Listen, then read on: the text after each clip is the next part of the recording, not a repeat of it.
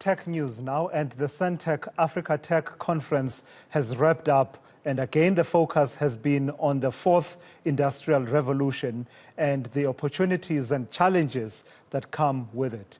Well, I'm joined now by Shireen Powell, who is the CEO of Project Isizwe.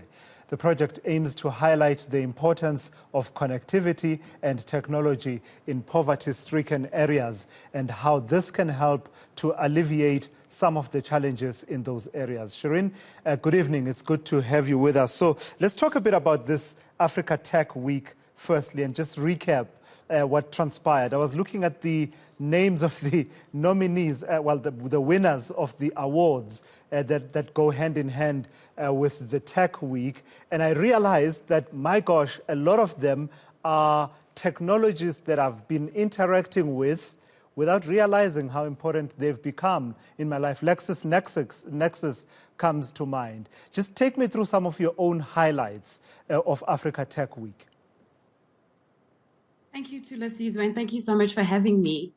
I felt very honored to be one of the speakers at Sentech Africa Tech Week. And like you've pointed out, the winners at the awards evening, many people are tech gurus, and I shared the stage with them, and I'm very, very grateful for that. Some absolute highlights are, just some of the topics. The topics were broad, and they spanned from things like creating smart cities to cloud journeys and helping SMEs, to get onto that journey, to cybersecurity, to payment gateways, to delivering services digitally. But a personal I could go on and on, but a personal highlight was absolutely moving the dial on poverty through connectivity, as well as addressing youth unemployment, which we know is at an all-time high. I don't know, Isizwe, if you are aware, but Stats SA released stats that talk about 35% of South Africans live in rural communities, and only 1.2% have access to internet from their homes. So just that stat alone clearly paints a picture just how much work we have to do to connect South Africans. Yeah. And that's where your organization comes in. My understanding, Project Isizwe is about that, addressing that gap in access to connectivity and the internet for rural communities. Just tell me about how Africa Tech Week and the conversations that happened there, did they move the conversation forward in terms of the work that you are engaged in to enhance rural connectivity? Look, the good news is that we're already moving the dial, and we're not sitting behind on our laurels, to connect South Africa. Sentech Africa Tech Week was definitely a great platform to amplify this. A little bit about Project Isizwe. It's a non-profit organization. We advocate for equitable access in underserved communities. You are showing some really, really wonderful, images of exactly what we do on the ground. Founded in 2013, we're a lean team of people that get up every day with one vision, and that vision is to connect South Africans to the internet. We do this by providing Wi-Fi technology at schools, at spuzzer shops, at hair salons, clinics, car washes, and at home.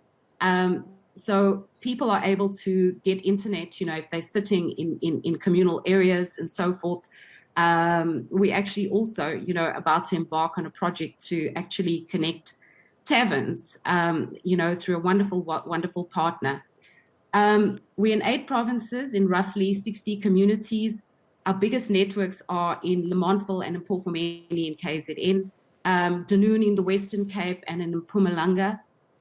These were enabled and funded by beautiful organizations who have and share the same passion, like Investec, Glencore, 48% that is bringing on the next billion to be connected, Astron Energy. So we work with some incredible brands and organizations that are very passionate about connecting South Africa. Yeah.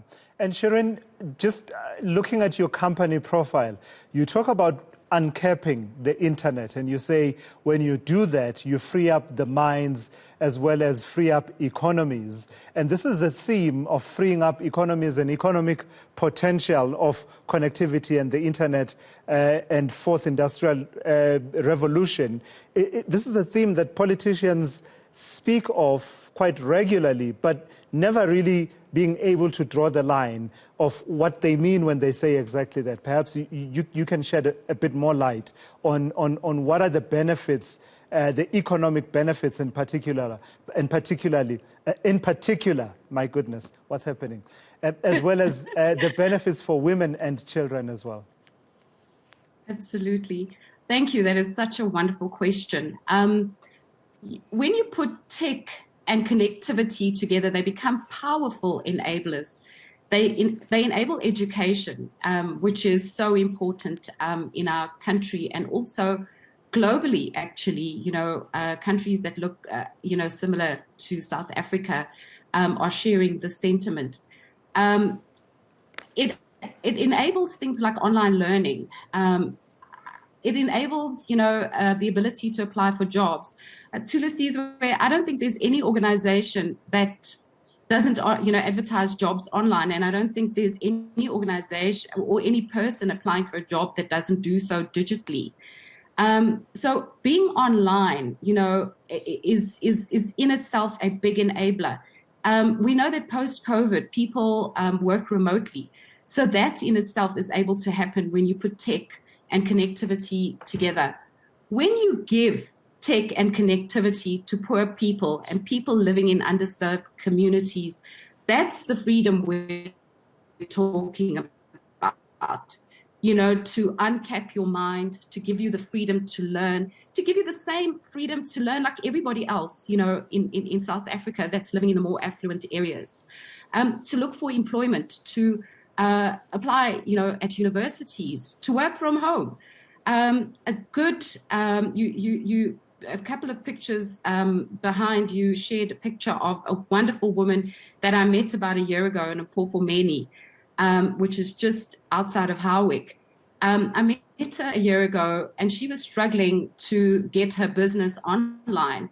We enabled her with an access point. She started selling honey and a number of things, online, and this was on a WhatsApp status.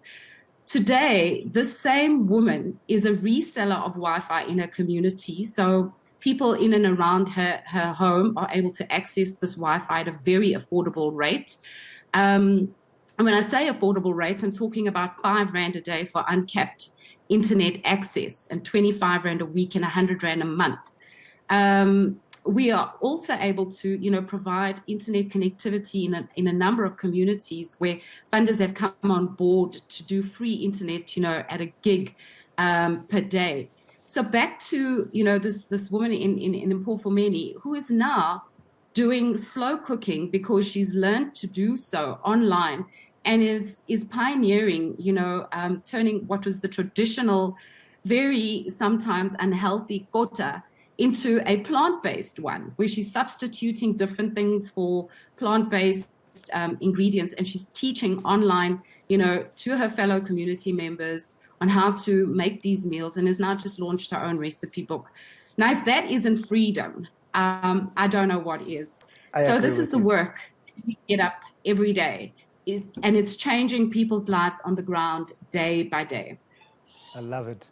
I've got a big smile on my face. Thank you for that, Shireen Powell, there, for the work that you do. Absolutely critical. From me talking about my LexisNexis, other people talking about SnapScan, the importance of tech in their lives, to the stories that Shireen just shared of how access to the internet is changing lives in rural areas. Shireen Powell is, of course, the CEO of Project Isizwe.